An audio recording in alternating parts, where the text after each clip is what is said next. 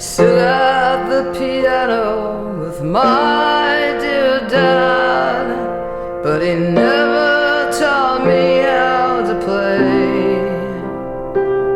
He would carry on about days long gone, and he always stayed far away. I try so hard. A producer to me is much like a director of a movie. Like it's your job to put the characters together. An artist will give you a general feeling of what it is that they want to create. They all do. They have their vision, they just don't know how to execute it. Right now, I'm working on a song for Lizzo, and the track is there, but I don't have a bass, and I don't know, the song is calling for something different, something special. I just don't want to do like a sub bass and a regular bass, but nothing's hitting me. So I'm asking Lewis right now to take my B18. That's my Ampeg bass amp right over there. It's going to be rolling by any moment, and I'm going to have him stick it in the bathroom right there. We're going to mic it up, and I'm hoping that maybe the cement and the bounce around and the reverb will act like some cool little chamber. I don't need this. Yeah, I'm turning it off. And make the bass stand out in some kind of coolness. Then all of a sudden, like, you start putting the team together. Who's the drummer? Who's the bass player? Who's the guitar? These are the characters. You start putting everything together and creating a vibe. So my job as a producer is to help, fulfill the vision the artist has. But a lot of times, too, an artist doesn't have a vision. They don't know who they are. They don't know what they want to be. They have no clue. All they know how to be is open up their mouth, sing, dance, or whatever. So that's where a producer comes in handy as well. You come in and help give an artist an identity, give them a direction. There might be a country star that I think should be an R&B star. It's like, I don't know what you're doing in country. You would make an incredible R&B soulful album. So a producer has visions. They have like ideas and very creative, That's the way it should be. This is the B18. These are awesome bass amps. There you go. Incredible. If you can find one of these bad boys, I recommend grab it. You can probably score them anywhere from $750 to probably $2,800, depending on the place you're buying them. So yeah, I'm just trying to find special things, because sometimes, a special thing would be the Fender Rhodes bass. Oh, yeah. We can try that. Let's put that bad boy over here. Get rid of that guy. Then also, a producer is supposed to make you feel safe. You're supposed to trust your producer, and they create, a surrounding, an atmosphere, an environment, that's welcoming, warm, safe, because what you're doing is so vulnerable, you're creating music, and I'm also trying to get artists to do different things, like things that they normally don't do. Like, why don't you stop trying to sing so high and so perfect and come down here in the real world and sing a little more grounded, a little more earthy, a little more relatable, So yeah, I'm just looking for something special. Sometimes you have to try a few things to find special. And look at this. If this isn't saying special to me. Beautiful. Look at that guy. Look at how pretty.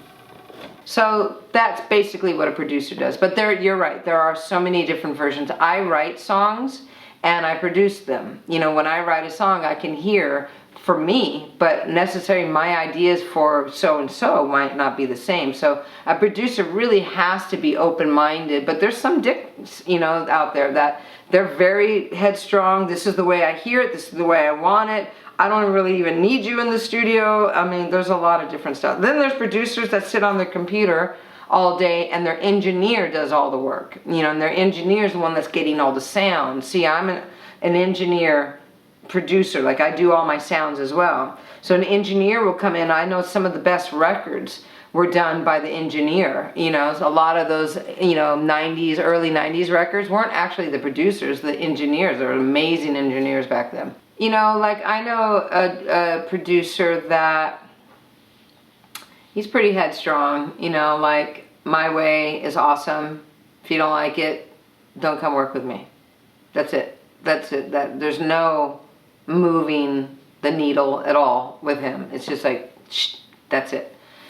But he's got a sound. That's what makes people have sound. See, I don't have a sound. My sound is no sound. I have every sound. I'm this or that. T-Bone Burnett has a sound. You know? Like, you know T-Bone's records. Mutt Lange has a sound. Like, it's like, there's a lot of producers where you know their sound. This is going to work out. Just sort of a simple little part. One of the reasons I wanted this studio is because I don't like studios. I thought, like I remember walking into the studio one time that apparently everybody does you know, major records in, and I was shocked. It was like the most sterile environment, and I was like, God, like, how do people create in here? That's so weird. It's so sterile. It's so like, you know, a studio. So maybe that's what it was. Maybe I've had a lot of experiences in studios where it just didn't feel good.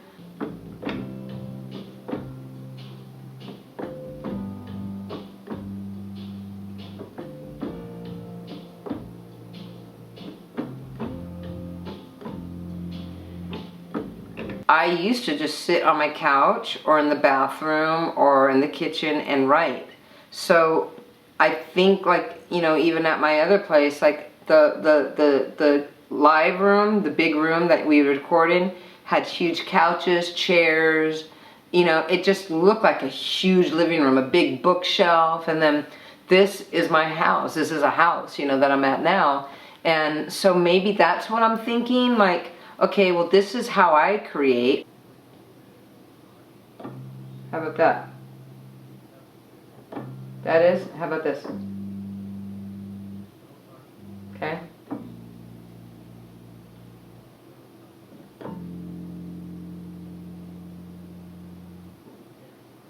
Okay.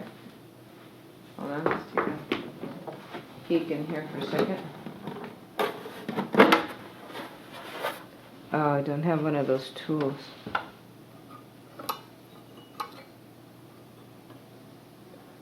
Don't you tighten it like that? I'm not gonna fuck with it. Alright.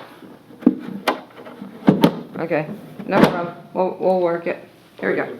I created in my living room or in the bathroom or whatever. So I'll make you know, I'll make the environment be like livable. Like, it's comfortable. Come on in, sit down.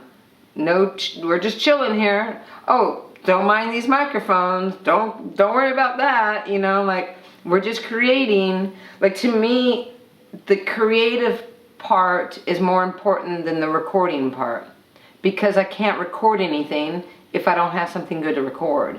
So I make that environment more important. Like, there'll be people producers that will come to my studio, I'm sure, this my new one, that will go, what about the bleed here and the bleed there, and don't you get noise from blah blah blah, and the frequency, I hear a, you know, 15K hum, you know, blah blah blah. And I'll just be all, okay, that doesn't do anything. How does that affect writing a good song? It doesn't. Exactly. That's where I'm at. I'm about the song. Okay, like something like,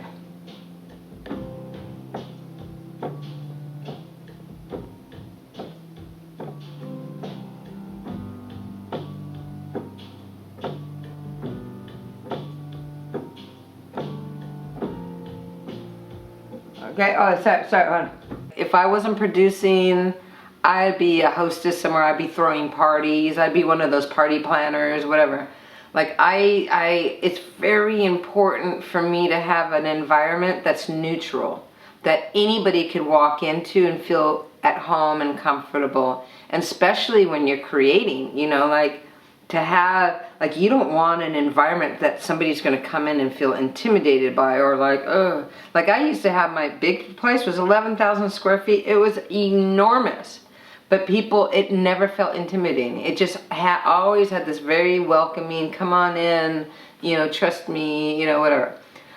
So to me, environment, the environment of your studio needs to just be warm. It needs to be not filled with you, me. It's got to be open. It's got to be, I got to let your energy come in. I need to let, you know, John and Lewis and the people in my life, I like that energy. Bow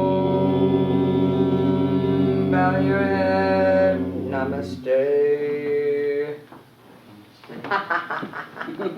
I keep things very simple. That's not like, look at me, look at me, look at me, but it's just like, okay, it's neutral.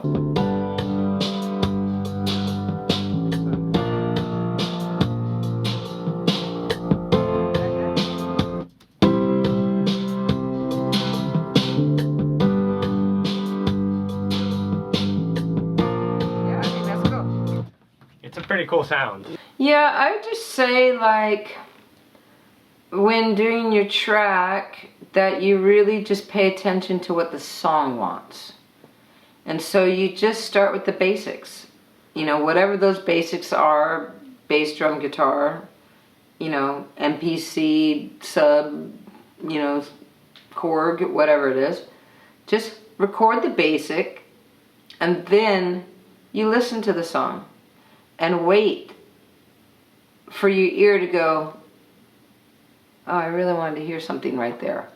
Oh, then I'll put something right there. You know what I mean? It's like, it's really fun because it's like your ears, your instinct, your, you know, our natural ability of how we take in music, our attention span is going to tell us when we want a new sound.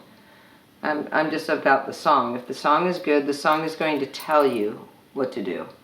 So that's what I would do